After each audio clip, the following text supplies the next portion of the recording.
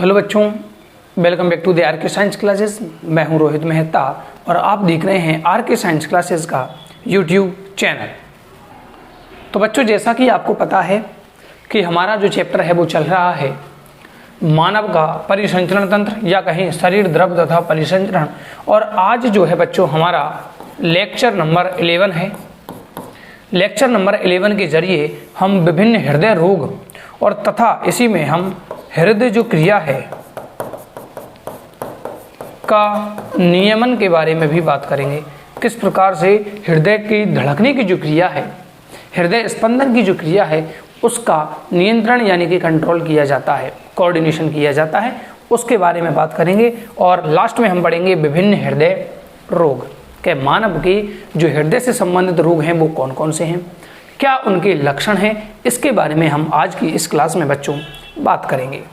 चलिए बच्चों, हम चलते हैं अगली स्लाइड की तरफ। और यहाँ पर है बच्चों हमारे पास हृदय क्रिया का नियमन, यानी कि सबसे पहले हम रेगुलेशन की बात करेंगे कि एक जो कार्डियक साइकिल है या कार्डियक जो रिएक्शन होती है वो किस प्रकार से कंट्रोल की जाती है। हमारे मस्तिष्क का कौन सा पार्ट है जो इस क्रिया का कंट्रोल करता है। तो बच्चों देखिए, हृदय का स्पंदन एक अनैच्छिक क्रिया है। हृदय का जो स्पंदन है, हार्ट बीट जो चल रही है वो एक अनैच्छिक क्रिया है, यानी इस पर हमारा कोई कंट्रोल नहीं है, हम इसको कंट्रोल में नहीं कर सकते। तो यानी कि ये एक अनैच्छिक क्रिया है। अब अनैच्छिक क्रिया का जो नियंत्रण है बच्चों वो कौन करता है, आपको पता होगा, मेडुला ऑब्लोंगेटा। अनैच्छिक क्रियाओं का नियंत्रण कौन करता है, मेडुला ऑब्लोंगेटा। तो डेफिनेटली जो बात है वो ये है कि जो हृदय क्रिया है, जो कार्डियक साइकिल है, कार्डियक जो स्पंदन हो रहे हैं इसमें हृदय में, उसका जो नियंत्रण है वो कौन करेगा बच्चों, मेडुला ऑब्लोंगेटा करेगा। तो मेडुला ऑब्लोंगेटा के नियंत्रण में होता है कौन, हृदय स्पंदन। अब हम जानते हैं कि हमारे पास जो एएनएस है, CNS, PNS, ANS, autonomous nervous system, जिसे हम कहते हैं स्वायत्त तंत्रिका तंत्र, में दो प्रकार की तंत्रिकाएं काम करती हैं। एक तो होती है हमारे पास अनुकंपी तंत्रिका तंत्र और दूसरा होता है बच्चों परानुकंपी तंत्रिका तंत्र। तो ये दोनों ही तंत्रिका तंत्र जो हैं वो इस हृदय के कंट्रोल करने का काम करते हैं। हृदय की जो साइकिल है, हृदय स्पंदन है, उसको कंट्रोल करने का काम करते हैं। तो आइए देखते हैं कि हृदय के जो लयबद्ध संकुचन को हृदय स्पंदन कहते हैं। एक के बाद जो हृदय में स्पंदन होते हैं लयबद्ध तरीके से, एक के बाद एक रिदम में, उसको हम कहते हैं बच्चों हृदय स्पंदन। हृदय की सामान्य क्रियाओं का जो नियमन है वो अंतरिम होता है, यानी कि हम ये कहें कि हृदय ही है जो हृदय की क्रियाओं का नियंत्रण कर सकता है। हृदय ही अपनी क्रियाओं का नियंत्रण कर सकता है, लेकिन अर्थात विशेष पेशी ऊतक जो है, जिसे हम नोडल ऊतक कहते हैं, बात करके आए बच्चों, एसियन, एवियन, हिज्गे मंडल, पुरकेंद्रीय तंतु और अंतर पर्वसंधि तंतु, ये 5 प्रकार की संरचनाओं के बारे में हमने चर्चा की है कि ये हृदय का खुद का चालन तंत्र बनाती हैं। ठीक है, यानी कि अगर मस्तिष्क से इसका कनेक्शन काट दें तो भी हृदय स्पंदन करता रहेगा। लेकिन कब जो है हृदय स्पंदन बढ़ जाएगा, कब घट जाएगा, इसका नियंत्रण किसके कंट्रोल में बच्चों, इसका नियंत्रण मस्तिष्क के कंट्रोल में। तो नोडल ऊतक द्वारा स्वयं नियमित होता है और इस कारण हृदय को पेशीजनक यानी मायोजेनिक कहते हैं। इस बारे में हमने ऑलरेडी बात की थी कि जो मानव का हृदय है वो मसल्स का बना हुआ है, पेशियों का बना हुआ है, इसलिए इसको मायोजेनिक हृदय, पेशीय हृदय कहते हैं। हृदय क्रिया का जो नियमन है वो निम्न तरीकों से होता है। बच्चों यहाँ पर हम 2 तरीके पढ़ने वाले हैं जिनके कारण हृदय क्रिया का नियमन होता है। सबसे पहले होता है बच्चों मेडुला ऑब्लोंगेटा के द्वारा, मेडुला ऑब्लोंगेटा करेगा। और दूसरा काम बचा एक ग्रंथि करेगी जिसे हम कहते हैं एड्रिनल ग्रंथि, अधिवृक्क ग्रंथि। तो 2 प्रकार के हमारी एनसीईआरटी में हृदय क्रिया का नियंत्रण समझा रखा है। तो देखिए, सबसे पहले हम बात करेंगे मेडुला ऑब्लोंगेटा। तो मेडुला ऑब्लोंगेटा की विशेष तंत्रिका केंद्र, स्वायत्त तंत्रिका केंद्र यानी एएनएस के द्वारा हृदय की क्रियाओं को संयमित कर सकता है। देखिए क्या कह रहा है कि मेडुला ऑब्लोंगेटा, मान लीजिए ये हमारे पास मेडुला ऑब्लोंगेटा है, ये माइंड की संरचना में हम पढ़ते हैं इसको, मेडुला ऑब्लोंगेटा भाग होता है। उसके बाद पोन्स बेरोलाई भी आता है, उसके बाद जो है अपना स्पाइनल कॉर्ड भी शुरू हो जाता है ना बच्चों। तो मेडुला ऑब्लोंगेटा के विशेष तंत्रिका केंद्र, मान लीजिए ये मेडुला ऑब्लोंगेटा में कुछ विशेष तंत्रिका केंद्र हैं। तो क्या है, स्वायत्त तंत्रिका तंत्र एएनएस के द्वारा हृदय की, अब ये जो मेडुला ऑब्लोंगेटा है ये एएनएस के जरिए, एएनएस क्या है बच्चों, एएनएस क्या है, स्वायत्त तंत्रिका तंत्र, जो दो प्रकार की पेशियों का बना होता है, एक तो होता है बच्चों अनुकंपी और एक होता है बच्चों परानुकंपी। ये दो प्रकार की तंत्रिकाएं इस एएनएस में पाई जाती हैं। तो एएनएस के द्वारा हृदय की क्रियाओं को संयमित कर सकता है, जो दो प्रकार की तंत्रिकाओं से मिलकर बना होता है, जिन्हें अनुकंपी और परानुकंपी तंत्रिकाएं, लाइन अधूरी है बच्चों, कहते हैं। ठीक है, अनुकंपी जो तंत्रिका तंत्र है से प्राप्त तंत्री के संकेत हृदय स्पंदन को बढ़ा सकते हैं, बढ़ा देते हैं। यानी कि अब देखिए बच्चों, दो प्रकार की हमारे पास तंत्रिका हैं, एक तो है अनुकंपी और एक है परानुकंपी। ठीक है, इस अनुकंपी का यानी सिंपैथेटिक, इसको कहते हैं सिंपैथेटिक तंत्रिका तंत्र यानी नर्वस सिस्टम, और इसको कहते हैं बच्चों पैरासिम्पैथेटिक नर्वस सिस्टम। ठीक है, तो सिंपैथेटिक जो है वो हमेशा क्रियाओं को बढ़ाएगा, हमेशा जो क्रियाएं हैं उनको बढ़ाएगा। मात्र एक अपवाद है, पाचन तंत्र से संबंधित जो भी क्रियाएं हैं, पाचन तंत्र से संबंधित जो भी क्रिया हैं उनको घटाएगा। और अनुकंपी के बाद जो परानुकंपी है, जो ये बढ़ा रहा था उनको ये कम करने का काम करेगा, और जिसको ये कम कर रहा था उसको ये बढ़ाने का काम करेगा। तो अनुकंपी हमेशा बढ़ाने का काम करेगा, जैसे हृदय स्पंदन को बढ़ाएगा, श्वसन दर को बढ़ाएगा, हमारी पुतली जो है उसको चौड़ा कर देगा। ठीक है बच्चों, तो देखिए अनुकंपी जो तंत्रिकाओं से प्राप्त तंत्री के संकेत हैं, यानी कि जब मेडुला ऑब्लोंगेटा के द्वारा जो सूचना है वो कौन लेके जाएगी, अनुकंपी तंत्रिकाएं लेके जाएंगी, तो हृदय स्पंदन को बढ़ा देते हैं। तथा अब हृदय स्पंदन बढ़ेगा तो आलिंदों का भी संकुचन बढ़ेगा, प्रकुंचन जिसे कहें, और निलयों का भी जो प्रकुंचन है वो भी बढ़ेगा बच्चों। तो निलय संकुचन को सुदृढ़ बनाते हैं, यानी कि और बढ़ जाएगा, और अतः हृदय निकास जो था बच्चों 5000 जो ml था हृदय निकास, एक मिनट में कितना रक्त निलय से निकलता है, तो जो हृदय निकास था वो भी क्या हो जाएगा, इंक्रीज हो जाएगा, बढ़ जाएगा। किसके कारण बच्चों, सिंपैथेटिक नर्वस सिस्टम के कारण, अनुकंपी तंत्रिका तंत्र के कारण। अनुकंपी किसका पार्ट है, एएनएस का, और एएनएस किसके कंट्रोल में है बच्चों, मेडुला ऑब्लोंगेटा के। तो मेडुला ऑब्लोंगेटा जो है उसके कंट्रोल में एएनएस है। एएनएस में दो प्रकार की तंत्रिकाएं, सिंपैथेटिक और पैरासिम्पैथेटिक, यानी अनुकंपी और परानुकंपी। अनुकंपी हमेशा काम क्या करेगा, बढ़ाने का काम करता है, जबकि पाचन तंत्र को घटाने का काम करता है। और इसके अब विपरीत जो है वो बच्चों परानुकंपी तंत्रिका तंत्र होता है, ये क्या करता है, समस्त क्रियाओं को घटाएगा, जैसे हृदय स्पंदन जो क्रिया है उसको घटा देगा, लेकिन जो पाचन से संबंधित क्रिया है उनको बढ़ाने का काम करता है। क्लियर, अब आगे चलते हैं बच्चों। परानुकंपी तंत्रिकीय संकेत, यानी जब संकेत परानुकंपी तंत्रिका तंत्र भेजेगा तो हृदय स्पंदन और क्रिया विभव की जो संवहन की गति है उसको कम कर देगा। मतलब हृदय स्पंदन की क्रिया क्या हो जाएगी, डाउन हो जाएगी, हृदय स्पंदन भी डाउन हो जाएगा, और क्रिया विभव की संवहन गति, यानी जो मैसेज भेजने की जो स्पीड है कि भैया संकुचन करना है कि नहीं करना है ना, उसकी जो गति है उसको भी क्या कर देगा, कम कर देगा। यानी कि अब बंद नहीं कर देगा, वरना हृदय धड़कना बंद कर देगा ना, कम कर देगा, जिससे हृदय निकास कम हो जाता है। तो फाइनली जो अपना कार्डियक आउटपुट है 5000 ml से क्या हो जाएगा, घट जाएगा। तो इसमें तो अनुकंपी तो कार्डियक जो आउटपुट है उसको बढ़ाता है, और जो परानुकंपी है वो कम कर देता है। तो ये तो था बच्चों हमारा पहला मेडुला ऑब्लोंगेटा के नियंत्रण में, यानी मेडुला ऑब्लोंगेटा जो है वो हमारी अनैच्छिक क्रियाओं को कंट्रोल करता है। हृदय का जो स्पंदन है वो हमारे कंट्रोल में नहीं है, यानी अनैच्छिक क्रिया है, इसलिए इसका नियंत्रण कौन करेगा, मेडुला ऑब्लोंगेटा। मेडुला ऑब्लोंगेटा हमारे किसको कंट्रोल करता है, स्वायत्त तंत्रिका तंत्र को। और स्वायत्त तंत्रिका तंत्र दो प्रकार की तंत्रिकाओं से मिलकर बना होता है, अनुकंपी और परानुकंपी। अनुकंपी हमेशा हृदय स्पंदन को बढ़ा देगा, पाचन तंत्र को घटाएगा, और जो परानुकंपी है वो वापस उल्टा काम करेगा, यानी हृदय स्पंदन वगैरह को घटा देगा और पाचन संबंधित क्रियाओं को बढ़ा देगा। यहाँ तक बच्चों की किसी प्रकार की समस्या हो तो आप बताइए। तो आगे चलते हैं बच्चों। अब देखिए दूसरा है हमारे पास अधिवृक्क जो ग्रंथि के जो मेडुला है, जिसे हम कहेंगे एड्रिनल मेडुला का हार्मोन जो होते हैं वो भी क्या करते हैं बच्चों, हृदय निकास को बढ़ा सकते हैं। हमारे पास पता है बच्चों अधिवृक्क ग्रंथि क्या थी, ये हमारे पास बच्चों वृक्क होता है, उसके ऊपर जो ग्रंथि होती है उसको हम कहते हैं अधिवृक्क। इस प्रकार की संरचना होगी। अब अधिवृक्क ग्रंथि में भी कौन बच्चों, मेडुला, यानी ये जो बीच वाला जो पार्ट होगा, इसके द्वारा जो हार्मोन निकलते हैं वो भी हार्मोन भी क्या करते हैं, हृदय निकास को बढ़ा देते हैं, यानी हृदय स्पंदन की क्रिया को क्या कर देंगे बच्चों, बढ़ा देंगे। ठीक है बच्चों, आइए आगे चलते हैं। तो कितने प्रकार से हमारा कंट्रोल कर रहा है बच्चों, दो तरीकों से कंट्रोल किया जा रहा है हमारे हृदय को, एक तो मेडुला ऑब्लोंगेटा और दूसरा अधिवृक्क ग्रंथि भी इसको कंट्रोल करती है।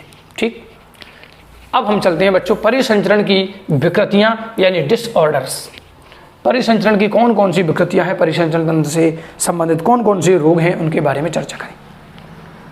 सबसे पहले और जो सबसे इंपॉर्टेंट और सबसे कॉमन आजकल जो देखा जा रहा है वो है हमारे पास हाई ब्लड प्रेशर, या इसको कहेंगे हम हाइपरटेंशन, यानी हिंदी में उच्च रक्तदाब, यानी ब्लड प्रेशर का ज़्यादा हो जाना क्या कहलाता है बच्चों, उच्च रक्तदाब कहलाता है। इसी को हाइपरटेंशन यानी अति तनाव कहते हैं, यानी कि ज़्यादा टेंशन करेंगे तो आपका ब्लड प्रेशर जो है वो बढ़ जाएगा। कितना बढ़ जाएगा बच्चों, 120/80 मिलीमीटर्स ऑफ मरकरी, ये हमारी नॉर्मल रेंज है बच्चों ब्लड प्रेशर की। इसमें से ये जो 120 है ये सिस्टोलिक प्रेशर है, और ये जो है बच्चों हमारे पास डायस्टोलिक प्रेशर है। सिस्टोलिक और डायस्टोलिक, सिस्टोलिक और डायस्टोलिक में से 120 का जो मान है वो सिस्टोलिक प्रेशर होता है, और 80 जो है बच्चों वो डायस्टोलिक प्रेशर होता है। तो नॉर्मल जो हमारा ब्लड प्रेशर है वो 120/80 मिलीमीटर्स ऑफ मरकरी होता है। जब ये इस वैल्यू से लगातार बढ़ जाए, कितना बच्चों, 140, और उधर पीछे वाला जो डायस्टोलिक है वो 90 के आसपास चलता है या इससे अधिक हो जाता है, तो इसी को हम कहते हैं बच्चों हाइपरटेंशन। 140-90 से ऊपर जो ब्लड प्रेशर जाता है इसको कहते हैं हाइपरटेंशन, जो कि हमारे विभिन्न अंगों के लिए हानिकारक होता है ना, खतरनाक होता है भाई। देखिए, उच्च रक्तदाब यानी अति तनाव, हाई ब्लड प्रेशर, हाइपरटेंशन। के अति तनाव रक्तदाब को वह अवस्था है रक्तदाब की, ठीक है बच्चों, हाइपरटेंशन जो है, अति तनाव जो है वो रक्तदाब की वह अवस्था है जिसमें जो रक्तचाप है सामान्य से, सामान्य कितना, 120/80, सामान्य रक्तचाप से अधिक होता है। इस मापदंड में जो 120 mmHg मिलीमीटर ऑफ मरकरी है उसको प्रकुंचन या पंपिंग दाब कहते हैं। 120 वाले को हम क्या कहते हैं, प्रकुंचन दाब या पंपिंग दाब कहते हैं, और जो 80 है, 80 मिलीमीटर ऑफ मरकरी है उसको अनुशीतलन दाब या विराम काल दाब कहते हैं। या तो अनुशीतलन दाब कह लीजिए या विराम काल दाब कह लीजिए। विराम अवस्था का दाब कितना है, तो रुकी हुई अवस्था में कम आता है, 80 आता है, और जब निले वगैरह संकुचित होते हैं तो जो ब्लड प्रेशर आता है, जो प्रेशर बनाया हार्ट ने, हृदय की दीवारों ने, उसका मान 180 मिलीमीटर ऑफ मरकरी होता है। तो 180 नहीं, 120/80।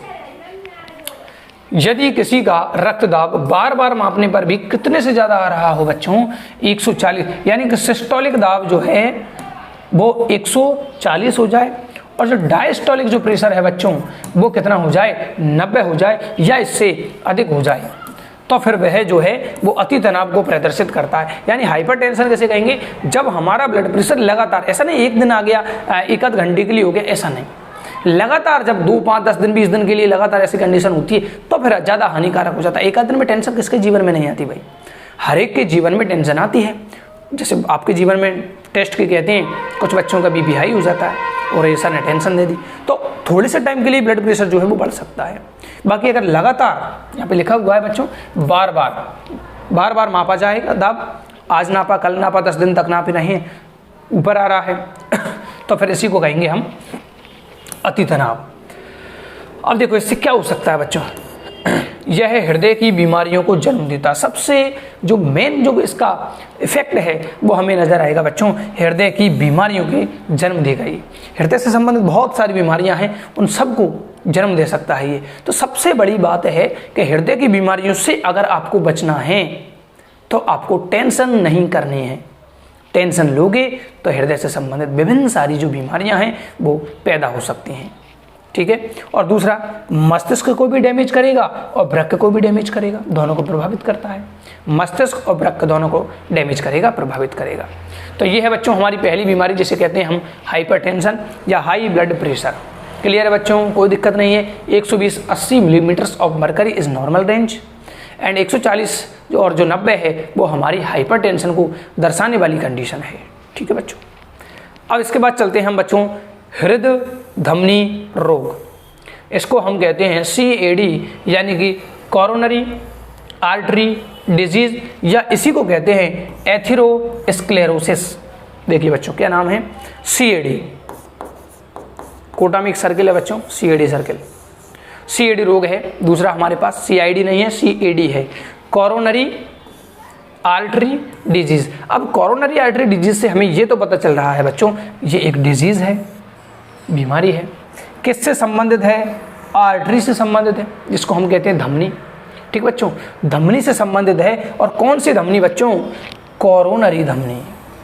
कौन सी धमनी, कोरोनरी धमनी। अब ये कौन सी धमनी है बच्चों, ये वह धमनी है, देखो धमनी तो क्या करती है बच्चों, हृदय से रक्त को, शुद्ध रक्त को लेगी और शरीर को ट्रांसफर करेंगे, शरीर में भेजने का काम करती हैं। लेकिन जो कोरोनरी धमनी है, हृदय तो जो धमनी है वो हृदय से रक्त को लेकर हृदय को ही देगी।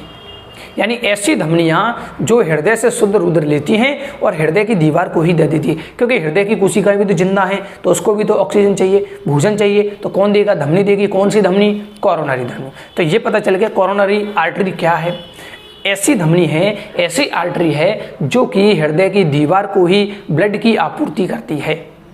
अब इससे संबंधित रोग क्या है, कैसे हो सकता है, तो इसको हम एक और नाम क्या दे रहे हैं बच्चों, इसको हम एक और नाम देंगे एथेरोस्क्लेरोसिस। एथेरोस्क्लेरोसिस। इस रोग में हृदय पेशी को रक्त की आपूर्ति करने वाली वाहिनियां प्रभावित हो जाती हैं। कौन प्रभावित हो रहा है बच्चों, कोरोनरी आर्टरी। कोरोनरी आर्टरी क्या है, हृदय पेशियों को, हृदय जिन पेशियों से बना है उन पेशियों को ब्लड नहीं पहुंच रहा है, तो हृदय पेशी को रक्त की आपूर्ति करने वाली वाहिनियां, हृदय की खुद को देने वाली जो रक्त वाहिनियां हैं, रक्त देने वाली, वो क्या है बच्चों, प्रभावित हो जाएंगी। इससे एक रोग हो जाएगा जिसे कहेंगे CAD, coronary artery disease. Coronary artery का काम क्या है बच्चों, हृदय की पेशियों को खुद को रक्त देना। क्यों होता है सर, तो देखिए कारण, यहाँ पर आप लिख सकते हो कारण। देखिए यह जो बीमारी है वो धमनियों के अंदर कैल्शियम की, क्या जम जाएगा बच्चों, धमनियों के अंदर हृदय में जो दीवार है उसमें जो रक्त की आपूर्ति करने वाली धमनियां हैं उनमें क्या जम जाएगा, या तो कैल्शियम जम जाएगा, या फिर उसमें कोई फैट जम जाए, कैल्शियम जम जाए, वसा यानी फैट जम जाए, लिपिड जम जाए, कोलेस्ट्रॉल जो हमारे ऑयल वगैरह में, कुकिंग ऑयल जो है, तो अपना जो तेल है उसमें पाया जाता है बच्चों कोलेस्ट्रॉल, वो जम जाए, तथा अन्य रेशीय ऊतक। तो ये हमारे पास 4 चीज़ें हैं बच्चों के जमा होने से होता है, जिससे धमनी की जो अवकाशिका है वो सक्रिय हो जाती है। अब धमनी की अवकाशिका क्या है बच्चों, देखिए धमनी मान लीजिए इतना गैप था धमनी में, अब जब इसमें कोई पदार्थ जमेगा, मान लीजिए ये पदार्थ जमना शुरू हो गया, तो ये जब कोई पदार्थ जमेगा तो ये धमनी की जो गुहिका है ये इतनी थी, अब ये कितनी रह गई, इतनी सी रह गई बच्चों। तो हृदय की जो धमनी का है, हृदय की जो गुहिका है या अवकाशिका है वो क्या हो जाएगी, सक्रिय। क्यों हो रही है, इन 4 चीज़ों के जवाब के कारण, या तो इसमें कैल्शियम जमे, वसा जमे, कोलेस्ट्रॉल जमे और रेशीय ऊतक जम जाए, कोलेजन है और भी दुनिया भर के हैं हमारे पास। तो देखिए कैल्शियम, वसा और कोलेस्ट्रॉल, अब हिंदी मीडियम में ये कोलेस्ट्रॉल नाम नहीं दिया हुआ है लेकिन इंग्लिश मीडियम में दिया हुआ है, ठीक है, तो ये कोलेस्ट्रॉल भी आपको लिखना है, हिंदी मीडियम की बुक से गायब है। ठीक है बच्चों, 2 रोग हो गए। सबसे पहले हमने बात की अपनी हाइपरटेंशन की और दूसरा बात की है CAD की। CAD क्या है, कोरोनरी आर्टरी डिजीज, हृदय की दीवार को, भित्ति को ब्लड की आपूर्ति करने वाली जो वाहिका हैं उनमें किसी न किसी पदार्थ के जमाव के कारण ऐसा होता है। क्या जमता है, कैल्शियम, वसा, कोलेस्ट्रॉल या फिर कोई रेशीय ऊतक। चलिए बच्चों आगे की तरफ चलते हैं बच्चों, अगले स्लाइड की तरफ। लास्ट ही है बच्चों, बिल्कुल लास्ट स्लाइड है, चर्चा कर लेते हैं। तीसरा बच्चों हृदय सूल, इसे कहते हैं बच्चों एंजाइना। क्या नाम देंगे इसको, एंजाइना। हृदय सूल या हृदय सूल। अब देखिए सूल यानी क्या होता है बच्चों, कांटा। तो इस रोग में ऐसा लगता है जैसे कि हृदय में कांटे चुभ रहे हों। सर्दी के मौसम में हम सबको ऐसा कभी कभी लगता है कि ऐसा लग रहा है कि जैसे हृदय में कुछ कांटे वगैरह चुभ रहे हों। तो हृदय सूल, हृदय में कांटे चुभने जैसा, चुभन जैसी महसूस होगी। तो देखिए हृदय सूल जैसे एंजाइना कहेंगे, इससे दूसरा नाम भी देते हैं एंजाइना पेक्टोरिस। इसे एंजाइना पेक्टोरिस भी कहते हैं। तो आप या तो अकेला कह दीजिए एंजाइना, या फिर इसको कह देंगे एंजाइना पेक्टोरिस। ये क्यों होता है बच्चों? वही हृदय पेशी में जब पर्याप्त ऑक्सीजन नहीं पहुंचती है, मतलब वो चुभन इसलिए हो रही है क्योंकि हमारा हृदय हमसे मांग रहा है ब्लड में क्या लेके जाएगी? वो ऑक्सीजन। तो जब हृदय की पेशियों को पर्याप्त मात्रा में ऑक्सीजन नहीं पहुंचती है, यानी कि मैं यूं कह सकता हूं बच्चों कि अगर अपने को सीएडी है तो वो ऑक्सीजन पहुंचेगा क्या? नहीं पहुंचेगी ऑक्सीजन।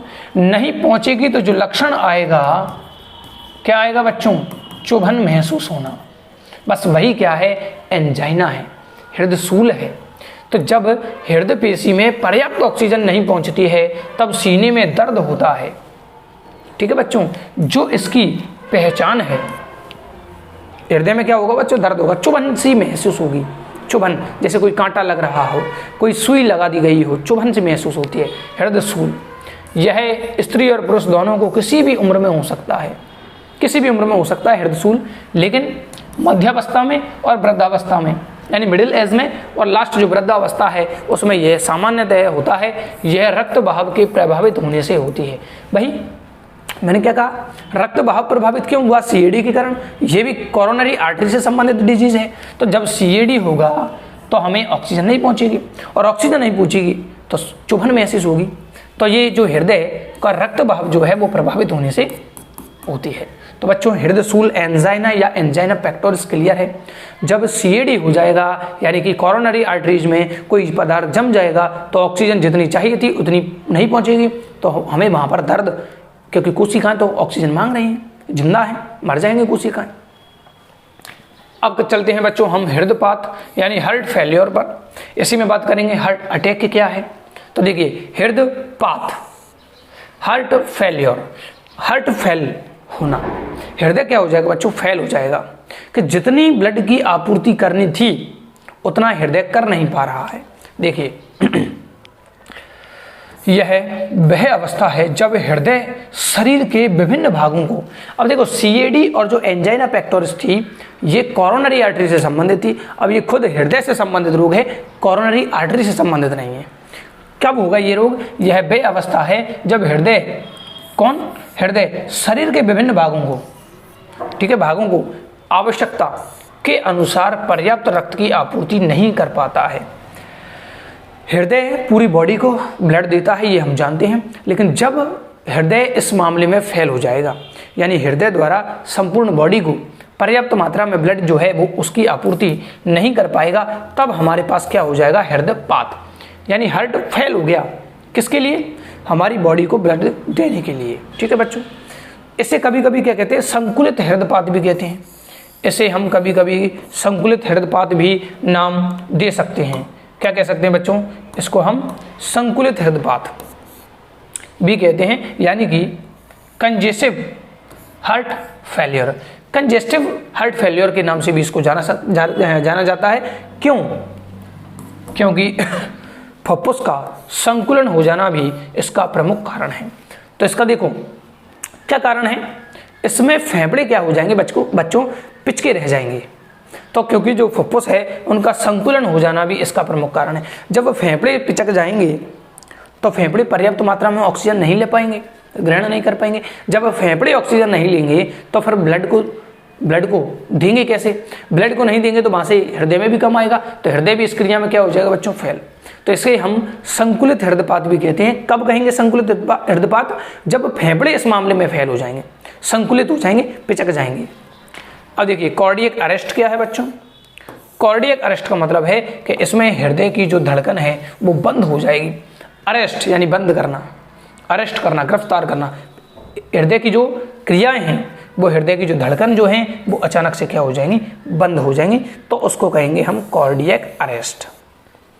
एक तरह से मैं इसको कह सकता हूं साइलेंट अटैक, अरेस्ट, एकदम से बंद। हृदय की जो धड़कन है वो क्या हो जाएगी? एकदम बंद हो जाती है, कार्डियक अरेस्ट कर देगी। जबकि जो हार्ट अटैक है बच्चों, उसमें जो हृदय है, हृदय पेशी को रक्त की आपूर्ति जो है वो अचानक अपर्याप्त हो जाता है और अचानक से क्षति पहुंचती है। तो हार्ट अटैक तो है बच्चों अचानक आता है। कब आएगा?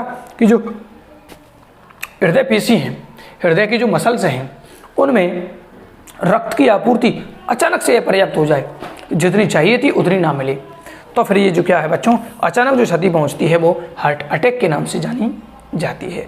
तो बच्चों ये था आज का छोटा सा वीडियो जो लगभग 25 मिनट का हो चुका है। और इसी वीडियो के साथ, इसी लेक्चर के साथ, इसी क्लास के साथ हमारा जो चैप्टर है परिसंचरण तंत्र वो यहाँ पर कंप्लीट होता है। इसके बाद हम मानव का उत्सर्जन तंत्र लेकर बच्चों अगली क्लास में मिलेंगे। तब तक के लिए जय हिंद, जय भारत, जय श्री राम। आप ऐसे ही मन लगाकर पढ़ाई करते रहें और हमारे साथ बने रहें। और अगर आपको क्लासें पसंद आ रही हैं तो आप अपने दोस्तों के साथ शेयर कर सकते हैं, कमेंट में लिख सकते हैं। इसके अलावा यदि आपको कोई चैप्टर ऐसा लगता है जो बायो में 11th और 12th में जो टफ है, जो लगता है कि आपको इसको समझना थोड़ा सा मुश्किल है, हालांकि आपके टीचर्स आपके साथ हैं, आपको समझा देते हैं, लेकिन फिर भी आपको लगता है कि ये चैप्टर जो है टफ है, इसे और समझना चाहिए, तो हमारे साथ कमेंट बॉक्स में आप इसको लिख सकते हैं। उसके लिए आपको अलग से वीडियोज बना दिए जाएंगे। मिलते हैं बच्चों अगले वीडियो में।